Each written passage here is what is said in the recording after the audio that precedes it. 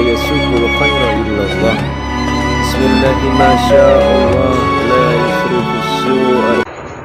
Assalamualaikum warahmatullahi wabarakatuh. Pada hari ini jumpa lagi dengan UJN TV channelnya kita semua. Dan sekarang kita berjumpa dengan Ketua NU Ranting Mekarjaya, Tanfidiyah Ranting Mekarjaya, Ustadz Irwan SAG ya, Ustadz Irwan. Gimana kabar Ustadz? Alhamdulillah. Gimana puasanya sampai ya? Alhamdulillah sampai. Walaupun panas ya, iya. Walaupun haus, Iya. juga lapar gitu ya. Nah, di dalam Al-Quran itu sangat jelas persoalan puasa ya. Ada Allah berfirman di dalam surat Al-Baqarah yang sudah tidak asing lagi, populer ya. Biasanya para imam tuh sering membacakan ayat Al-Quran itu terkait dengan puasa. Ya, saya ingin minta penjelasan tuh Ustadz tentang ayat perintah puasa itu di dalam Al-Quran gitu ya. Ya, di dalam Al-Quran yang telah dijelaskan itu ayyuhallazina amanu kutiba alaikumusyamu kama kutiba alal ladzina min qablikum la'allakum tattaqun. Dalam artian juga puasa itu sendiri kan dibagi tiga maksudnya. Ada puasa khawas bil khawas, ada juga puasa khawas, ada juga puasa awam. Mungkin di kalangan kita masih kebanyakan puasa itu dalam kategori awam. Hanya ingin menahan lapar dan haus. Ya. Tapi mudah-mudahan kita semua nanti bisa melaksanakan puasa khawas dulu, yang mana dengan khusus. Karena kalau dalam tataran di sini, kenapa diminta? Di sini dijelaskan dalam kitab Al-Quran ini, di Al-Quran, ya ayyuhalladzina amanu kutiba alaikumusiyam kama kutiba alal ladzina min qablikum. Sebenarnya puasa ini sudah ada sebelum Nabi Muhammad dilahirkan. Seperti nabi-nabi yang lain pun pernah menjalankan puasa. Mungkin agak lebih berat dibanding dengan umatnya baginda kita Nabi Muhammad. Jadi intinya dalam puasa ini kalau dalam untuk ke sosial ini biar kita merasakan kepada orang-orang yang di luar sana yang biasa sehari-harinya pun sama, mungkin bagi kita sekarang merasakan tidak menahan lapar, haus, di sana pun mungkin sudah terbiasa di luar kita sendiri. Nah, terkait dengan penjelasan tadi, pembagian orang berpuasa itu dibagi tiga. Mungkin yang kedua tadi apa? Puasa khawas. Ya. Puasa khawas ini ya bukan sekedar menahan lapar dan haus. Iya. Jadi sekedar dia juga menyangkut kepada menahan segala apa, yaitu termasuk hawa nafsu. Ya. Berarti ada tambahan. Ada hawa nafsu untuk bergerak untuk yang lain. Jadi bukan sekedar hanya menahan hawa nafsu, tapi juga untuk menahan ruhani hati kita ini sudah mulai ikut puasa juga ya. Lalu yang ketiga, khawas bil khawas. Nah, ini mungkin ini tarapannya para ulama dan aulia Allah ya. Karena yang namanya sudah puasa khawas ini seluruh tubuh pun semua puasa. Iya. Nah itu sampai ya dari anggota kita mata semuanya sampai hati semua puasa. Iya. Nah, kalau dalam bagian khawas bil khawas ini biasanya para aulia dan ulama biasanya sudah melaksanakan puasa Ramadan, sudah benar-benar semuanya pun puasa. Insya Allah. Berarti dari ujung rambut sampai ke ujung kaki semua berpuasa. Iya. Sampai kepada hati kita ikut berpuasa. Jadi jangan sampai sedetik pun hati kita berpikiran yang macam-macam. Harus khusyuk betul untuk melaksanakan ibadah puasa. Itu khawasul puas. Ya, sementara kita ini kan pernah mendengar itu Ustaz. Pernah mendengar bahwa di dalam bulan Ramadan itu para setan di gerendel, digembok gitu ya. Tapi di sisi lain masih banyak saudara-saudara kita, ya kan, yang tidak berpuasa ketika itu. Seharusnya kalau kita melihat hadis itu, ya kan, seharusnya semua saudara-saudara kita ini berpuasa dengan baik gitu ya. Walaupun kadang-kadang yang tidak berpuasa barangkali ya, ada yang karena bekerja dengan berat tidak mampu untuk melakukan ibadah puasa, minimal mereka itu tidak terlalu terbuka ketidakpuasaannya barangkali ya. Nah, untuk melihat hadis itu termasuk golongan yang mana tuh?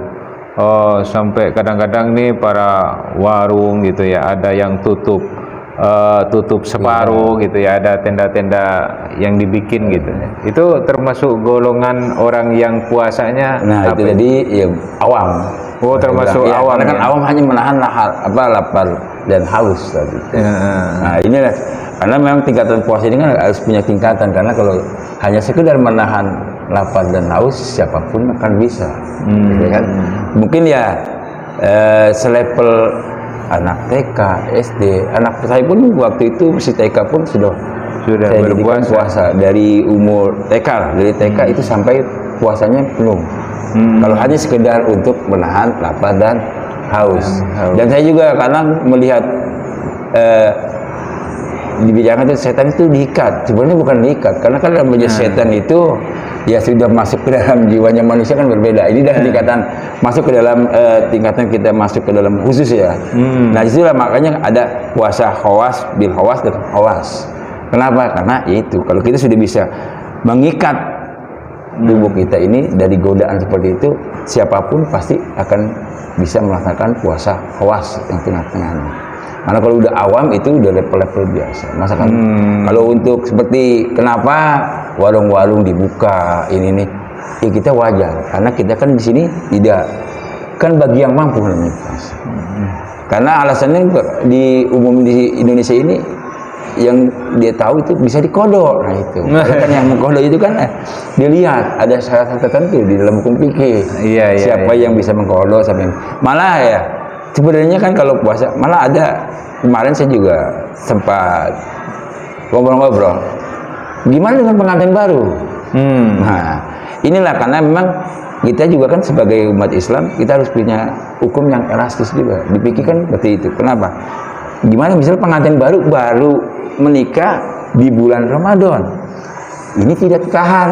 Nah, bisa nggak? Ini bisa nggak menjadi biasanya tidak dosa? Dia buka puasa kita bisa demikian bisa kita berangkat dalam hitungan berapa kilometer karena kita musafir. Itu kan ada syarat itu yang tertentu. Kalau musafir kan silakan berbuka, tapi kalau yang misalnya menetap di sini ya itu berarti dia ada hitungan menahan lapar dan haus tanpa hawas.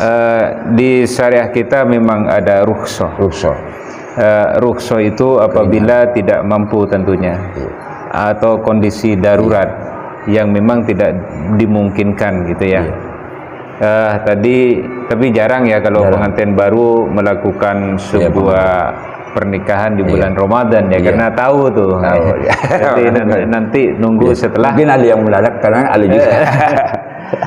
Rukhsah itu kadang-kadang tidak dipergunakan sebagaimana mestinya gitu ya. Mereka sebenarnya bisa mampu melakukan puasa, namun tidak melakukan gitu ya. Kalau alasannya ada rukhsah nanti diqadha gitu ya. Cuman berharap nih kepada saudara-saudara kita setiap bulan Ramadan diusahakan bisa berpuasa dengan baik sesuai dengan aturannya ya. Nah, ngomong-ngomong nih terkait dengan ayat yang sudah disampaikan tadi Ustadz ya. Di situ kan ada la'allakum tattaqun ya kan. Ini tentunya kan ada ciri khas tuh tadi yang disampaikan daripada orang berpuasa itu ada 3 golongan, ada 3 kelompok ya, atau ada 3 klaster gitu ya. Ada 3 klaster: awam, khawasul khas. Di situ kan minimal ada ciri-ciri nih supaya setiap puasa umat kita itu kayaknya biasa-biasa aja, tidak ada dampaknya, kira-kira seperti itu. Itu ada nggak ciri-ciri yang kelihatan setelah berpuasa itu? Itu akan terlihat. Kalau biasanya kalau sudah mencapai tingkat puasa khawas, kalau awam biasanya hanya bergembira ketika hari raya. Tapi kalau orang yang sudah masuk puasa awas seluruhnya, dia akan merasa sedih ditinggalkan puasa Ramadan. Allah, iya. Karena kenapa? Ya terkandung di bulan Ramadan itu ditunggu-tunggu. Hanya sebulan sebenarnya ingin semuanya selamanya Ramadan. Kalau bagi yang sudah melakukan puasa khawas, apalagi khawas bil khawas. Subhanallah. Karena mereka ini orang-orang awam tidak tahu kandungan dari Ramadan ini. Kan ini kan Ramadan ini kan bulan yang ditunggu-tunggu umat. Ini kan bulannya umat Islam. Iya, Syahrul ummati, ya kan? Seharusnya seperti itu. Yang disampaikan oleh Ustadz ya, ketika berakhir bulan Ramadan bukan kita riang gembira ya dengan adanya Idul Fitri, terus ada fasilitas baju baru, mulai makan pagi lagi. Seharusnya tidak begitu ya, seharusnya bersedih karena langit, gunung, ya kan, makhluk-makhluk di luar manusia ini pada hakikatnya menangis ketika mau perginya bulan Ramadan. Seharusnya seperti itu ya, karena kita nggak tahu aja itu ya. Karena kan jelas ada yang dikatakan Rasul, laisal id bi libasin jadid walakin bil imanin jadid. Itu kan jelas kan? Itu dari baginda Rasul. Yang namanya id itu bukan dengan pakaian baru, tapi dengan iman baru. Akan terlihat mana puasa yang benar-benar Allah terima akan terlihat. Jadi dari hadis tersebut sudah terlihat. Kalau semakin meningkat, jangan bukan berarti setelah puasa terawihnya rajin, puasanya setelah puasa dia menurun, itu berarti belum kan yang dikatakan belum berhasil. Belum berhasil ya puasanya. Kira-kira seperti itu ya. Hanya bisa mendapatkan laparan haus. Memang sangat wajar karena fadilah puasa, fadilah daripada bulan Ramadan ya kan, puasa itu sangat besar sekali. Yang pahala sunnah bisa menjadi dapat ganjaran pahala wajib itu ya, akan dilipat gandakan masalah pahala-pahala di bulan Ramadan. Seharusnya tadi kalau sudah mau berakhir bulan Ramadan seharusnya kita bersedih. Bahkan kita akan menangisi itu kepergian bulan Ramadan. Kira-kira begitu ya Ustadz ya. Lalu memang cukup wajar juga karena salah satu hadis ada yang menjelaskan begini, surga itu akan rindu kepada salah satunya kepada orang yang berpuasa gitu ya. Dirindukan malah tidak mau, kira-kira begitu ya. Itu berarti ciri-cirinya itu ya, orang yang betul-betul melakukan ibadah Ramadan, ibadah puasa, bukan malah menurun tapi makin bertambah ibadahnya. Biasanya kan kalau kita lihat dalam bulan puasa Ramadan taraweh ini masjid-masjid penuh. Kalau memang itu tidak berubah berarti Ramadannya telah masuk ke dalam jiwanya dalam puasa Ramadan itu. Subhanallah. Nah, kondisi sekarang kebanyakan begitu. 10 hari Ramadan pertama nih ramai masjid. Ramai. Kesana itu udah terlihat berarti puasanya awam. Kita bisa baca. Jadi ciri-cirinya puasa orang awam, puasanya orang awam ya. Awam. Berarti kalau masjid penuh hanya di awal 10 hari pertama, 10 hari ketiga sudah mulai menurun, apalagi yang terakhir tinggal satu saf. Itu berarti puasa kita bisa dikategorikan puasa awam. Ya, mudah-mudahan kita termasuk saya lebih semangat untuk melakukan ibadah-ibadah di bulan Ramadan. Kira-kira begitu ya Ustaz ya. Amin. Pesan nih untuk para pemirsa di rumah UJN TV untuk menghadapi bulan Ramadan yang kita lakukan nih, harapannya setelah bulan Ramadan, kira-kira pesan ya. Kalau pesan saya, setelah bulan Ramadan kita kan sudah ditempa sebelumnya itu dengan bulan Rajab, bulan Sya'ban, di mana bulan Rajab sendiri kita sudah mulai ditata untuk menuju bulan kita. Sebelum kita masuk bulan Ramadan kita sudah beritahu sama Rasul, bulan Rajab bulannya Allah.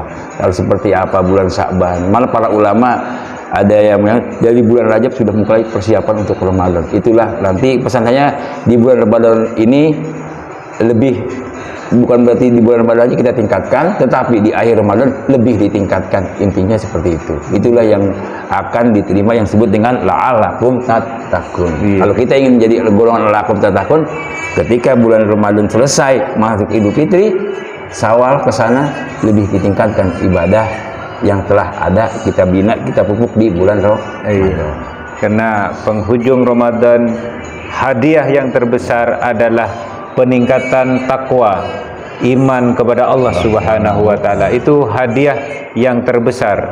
Iman dan takwa itu menunjukkan hadiah yang terbesar apabila yang tadinya kita sering pur dalam ibadahnya harus ditingkatkan, kira-kira begitu ya tadi ya.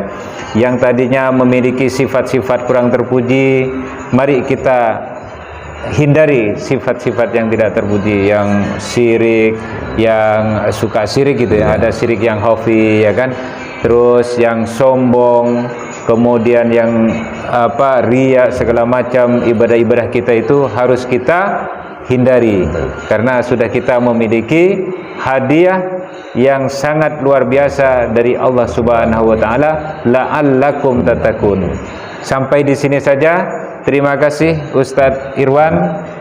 Salam dari UJN TV. Selamat menjalankan ibadah puasa sesuai dengan ajaran Rasulullah sallallahu alaihi wasallam. Demikian, wassalamualaikum warahmatullahi wabarakatuh. Waalaikumsalam warahmatullahi wabarakatuh.